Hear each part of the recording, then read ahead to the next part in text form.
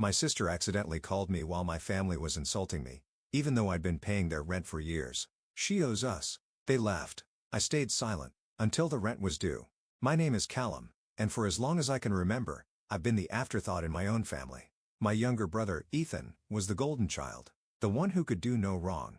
The one whose every mistake was met with excuses while I was held to impossible standards. If Ethan forgot to do his homework, it was because he was creative and not meant to be boxed in by rules. If I forgot, I was lazy and irresponsible. If you needed money for something, my parents would hand it over without question. If I needed money, well, why wasn't I working harder? Why wasn't I more like Ethan? I suppose I should have seen it coming. The favoritism, the endless enabling, the way my parents spoke about Ethan as if he were destined for greatness while I was just there. But I didn't, not fully, not until I saw the will. It was a rainy Sunday afternoon, and I had stopped by my parents' house like I sometimes did. Not because I wanted to, I had long since accepted that I would never be their priority, but because, despite everything, I still felt an obligation to help them. Over the years, I had covered small expenses here and there, chipped in for repairs, and even helped with their mortgage when things got tight. Not often, but enough that I thought foolishly that they appreciated it. That deep down, they understood I was the one keeping things afloat while Ethan bounced from one failed business venture to the next, burning through every dollar they handed him. I wasn't even looking for it. The will. I had gone into my dad's study to grab some documents for him. He had asked me to, probably because he didn't feel like getting up, and there it was, sitting on his desk. A stack of neatly typed papers with a bright yellow sticky note on top. Finalized will, do not misplace. Now, I don't consider myself a nosy person, but something about it made me pause. Maybe it was the fact that I had been hearing them talk about making things official for months. Maybe it was the way my mother had mentioned in passing that Ethan would be set for life. Or maybe deep down, I just knew. I flipped through the pages, skimming until I found what I was looking for. Everything. The house, the savings, the investments was going to Ethan. My name wasn't even mentioned. Not once. I stared at the paper for a long time, my stomach twisting. It wasn't even about the money. It was the principle. After everything I had done for them, after all the times I had stepped in when Ethan couldn't be bothered, I was still nothing to them. A backup plan at best, a source of extra income when they needed it, but never a son, never an equal. I could hear my parents talking in the other room, laughing at something on TV, completely unaware that, in that moment, something inside me had shifted.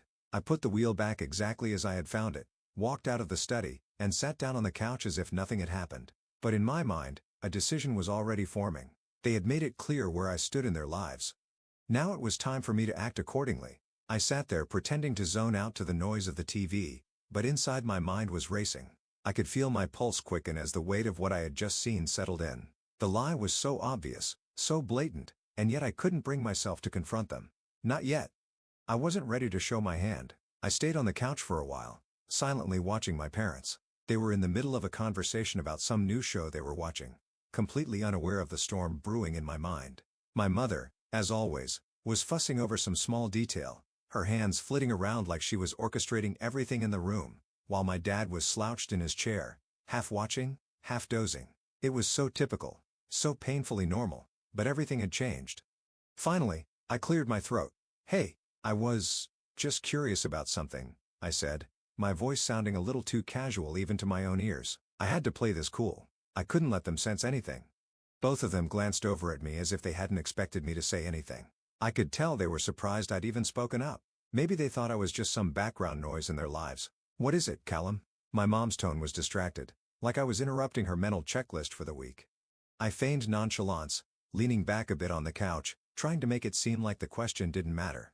"I was just wondering, about the will. I'm pretty sure I overheard you two talking about it." My dad raised an eyebrow. "What about the will?" He sounded defensive, but then he quickly masked it with a lazy shrug. "It's all set up. Everything's going to Ethan and you. Don't worry, son." He waved it off like it was no big deal. My mother, sensing that my dad was getting a little too flustered, jumped in. "Oh, don't listen to your father. It's all equal, 50-50 between you and Ethan." She smiled at me, though I could see the slight tension in her face. "We wanted to make sure everything's fair. We've been talking about it for months now. 50-50, equal." The words hung in the air like a sickeningly sweet lie.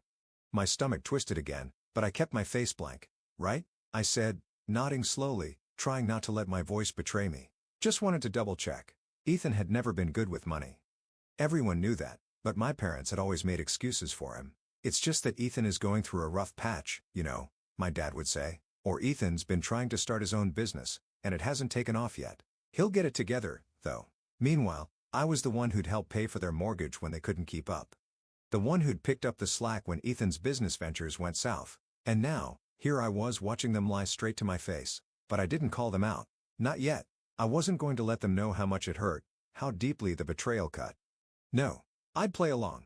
Let them believe they could fool me. I wasn't ready to show my cards, not until I had a plan. Good to know, I said, flashing a tight smile.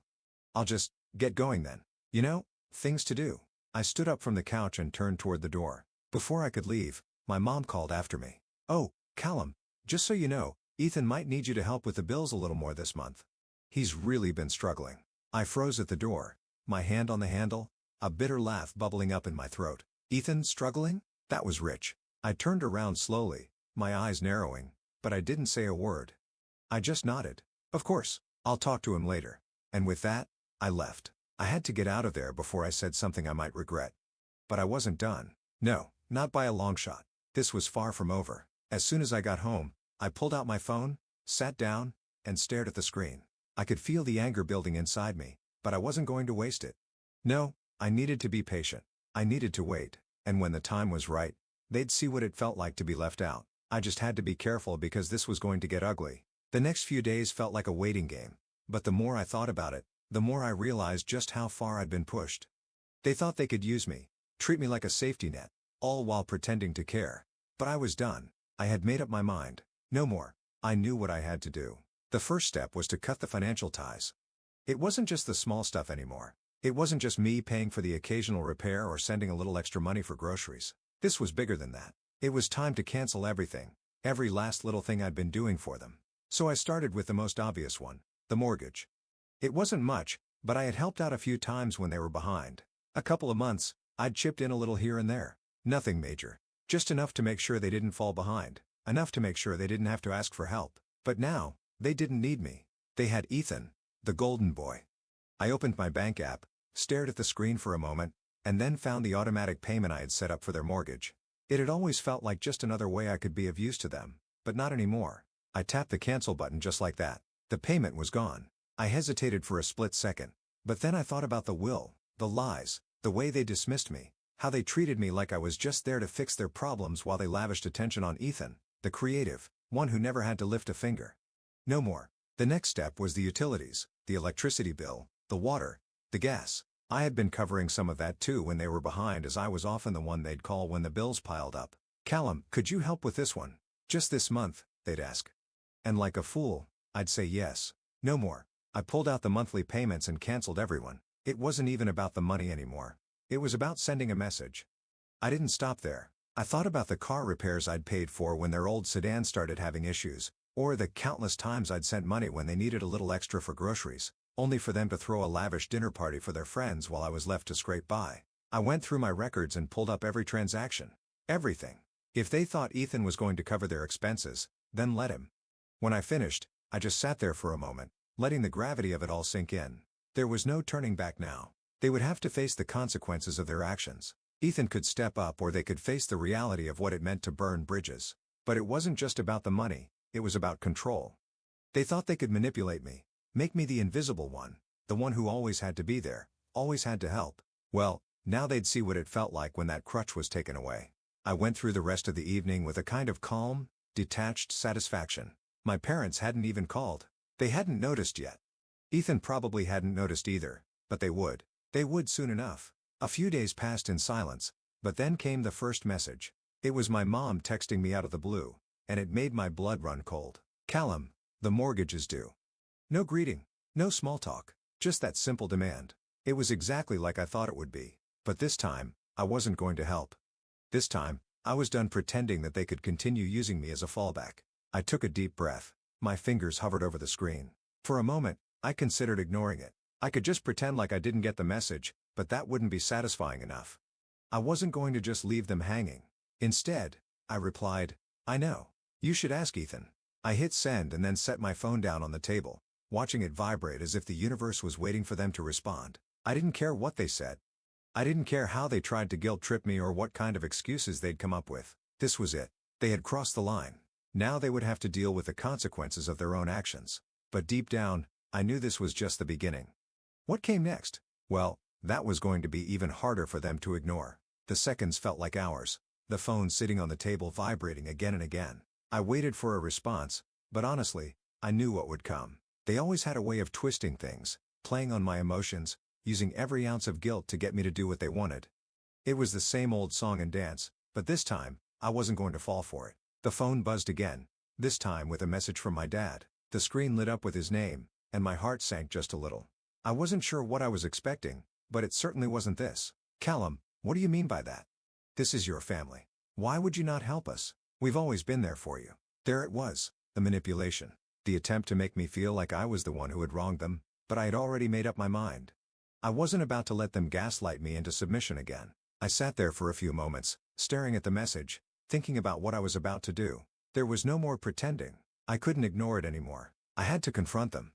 I picked up my phone, fingers trembling just slightly, and replied, keeping my tone as calm and measured as possible. "You want to know why? Because you lied to me. All this time, you've been treating me like a backup, like an ATM when it was convenient. You told me that everything was split evenly between me and Ethan, but you left everything to him in the will. That's the truth, isn't it?" I waited, heart hammering in my chest as I watched the 3 dots flicker on my screen. They were typing. A moment later, my mom's name popped up, the words cold and distant. "What are you talking about?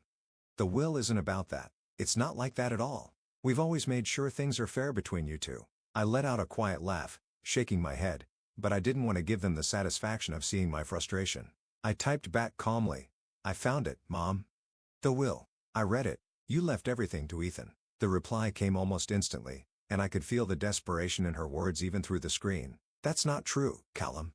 It's not what you think. You're making assumptions, and you're overreacting.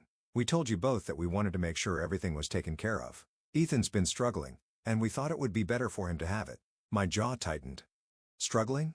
Ethan was a grown man. He wasn't a child. I had watched him throw away opportunity after opportunity, and yet they always coddled him. I wasn't going to let them continue to insult my intelligence.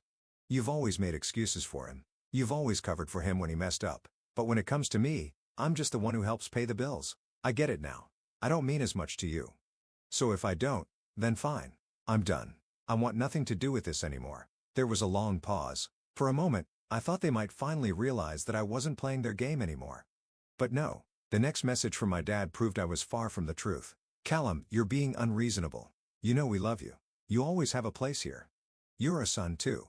We didn't mean to make you feel like you're not important. It's just Ethan needs more help right now. He's always been the one who struggles, and he's been working so hard to turn things around." I could feel my anger starting to boil over, but I forced myself to breathe slowly, taking a moment to collect my thoughts. I wasn't going to get dragged into their web of lies. I had seen through them, and now I was going to make sure they knew exactly why I was done. "You really think I don't see through this? You think I didn't notice how Ethan never had to do anything? How I was always the one you came to when you needed something fixed? But when it came down to it, I was just the one who paid the backup." My mom responded next, but her words had the same hollow tone.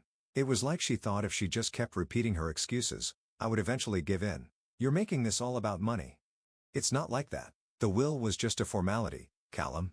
It was just a decision we had to make. We didn't want to leave him with nothing. It's not like you don't have your own life." I could feel my blood boiling, but I stayed firm, keeping my tone steady. "Don't act like this is some noble gesture. You didn't do this because you care. You did this because you think Ethan's entitled to everything while I'm just the one who takes care of the messes you make. You've been treating me like a backup plan for years." "Well, I'm done." There was no response at first. I could hear the silence on the other end of the phone, like they were trying to come up with a new lie, a new excuse to pull me back in, but I wasn't going to fall for it. Finally, my dad texted again. "Callum, please. This is all a misunderstanding. You're our son. We didn't mean for it to be like this. We don't want to lose you, but it was too late for that." The truth had come out, and now there was no going back. I wasn't just going to be their safety net anymore. I wasn't going to pretend everything was fine while they built their lives around favoritism and lies. "You already did, and I'm done." I hit send and stared at the screen, letting the weight of it all settle in. There was no coming back from this, and frankly, I didn't care. The days after I cut off all communication with them felt oddly calm. It was like a weight had been lifted off my shoulders, though I knew the storm wasn't over. I had to force myself not to think too much about it, not to wonder if they would come crawling back or try to guilt trip me into helping again. For the first time in years, I was free from their manipulation. But then reality hit them hard. It started with a phone call from my mom. I ignored it, then another and another. Finally, after a week of no contact, I figured they were probably just getting desperate. I've been getting the occasional text from my dad asking me to pick up the slack with bills or some nonsense about how they were still family and needed my help. I didn't respond to any of it. They had made their choice, and I had made mine. I started to hear from people around town about how my parents and Ethan were handling things. Word gets around fast in a small town. Apparently, my dad had tried to apply for a second mortgage, but the bank turned them down, saying their debt-to-income ratio was too high. With no backup plan and no steady stream of money coming in from me, my parents had no choice but to rely on Ethan, the golden child. It didn't take long for them to come crawling to him. Ethan, of course, didn't take responsibility for anything. He had always been good at taking the easy way out. I overheard from a neighbor that my parents had begged Ethan to help with the mortgage, claiming they couldn't keep the house without him. They said he needed to step up. I imagined how that conversation went. My parents, desperate, trying to appeal to his ego, asking him to come through when they needed him most. But Ethan, true to form, had a million excuses for why he couldn't help. I wasn't surprised. He was never the type to deal with consequences. I had always been the one to pick up the slack, the one to face the mess they created. One evening, I decided to check in on the situation. I wasn't sure if I was curious about what was happening or just wanted to see how they were handling the fallout. I called my parents' house, my thumb hovering over the screen. Would they still act like everything was fine? Or would they finally acknowledge the situation they created? My mom answered after 2 rings. There was a noticeable coldness in her voice. "Callum, what's going on?" she asked, as though everything was still normal, as though I hadn't just pulled away from them completely. I stayed calm, though I could feel a certain satisfaction building inside me. "Nothing much. Just wanted to know how things were going." There was a long pause on the other end. I could practically hear her trying to figure out how to spin the truth in a way that wouldn't make them look bad. "Well, Ethan's well. He's been helping us out with some things, you know? He's been really busy, but he's been pitching in where he can." She was dodging the question. I could tell she wasn't being honest. Ethan wasn't helping them, at least not in the way they had hoped. He was probably doing the bare minimum, just enough to make it look like he cared. "I heard," I replied, keeping my voice level. "But isn't it a bit too much to expect him to cover everything, especially after all these years?" Silence. Then my dad's voice came through, rough and frustrated. "Callum, we didn't want it to be like this. We never meant to hurt you. We just thought you'd understand. Ethan's in a tough spot. He's struggling. He needs time to get on his feet. We thought it would be easier on him." It was like déjà vu, hearing the same lines they'd used for years. They were still trying to justify it, still trying to make it sound like they had some noble reason for doing what they did. But I wasn't falling for it anymore. "I get it," I said, my voice cutting through their excuses. "Ethan's always been the struggling one, right? And I'm the one who always picks up the slack, who covers for his mistakes. Well, I'm done. He's your responsibility now." My mom's voice wavered. "Callum, don't say that. You're still our son. We didn't want to hurt you. You know we love you, right? We just didn't know how to handle it." I could almost hear the guilt creeping into her voice. I wasn't interested in her apologies anymore. I wasn't interested in the excuses they would continue to make. I was done. "I don't need your love if it's conditional," I said coldly. "If I'm not enough for you, then I don't want anything to do with you." There was a long, painful silence. And then my dad spoke, voice lower, almost pleading. "Please, Callum, we're sorry. This wasn't how it was supposed to go.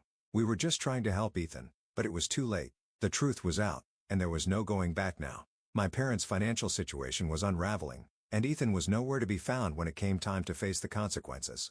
My mom and dad were facing the reality of their actions, unable to rely on me and seeing their golden boy turn his back on them when they needed him most. And as for me, I didn't feel sorry for them. Maybe that makes me sound harsh, but I had spent too many years living in their shadow, putting everyone else's needs before my own, only to be ignored when it mattered most. This was their mess now, and they were going to have to figure it out without me. So, yeah, that's where I am now. I cut them off. I'm done. No more bailouts. No more pretending like I don't see the way they've been treating me all these years. It was hard at first, but honestly, it feels like a weight has been lifted off my chest. I don't need to be anyone's safety net anymore, especially when they couldn't even be honest with me. But now I want to hear from you.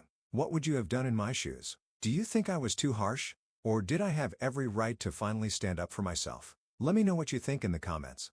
I'm genuinely curious to hear your thoughts on this one.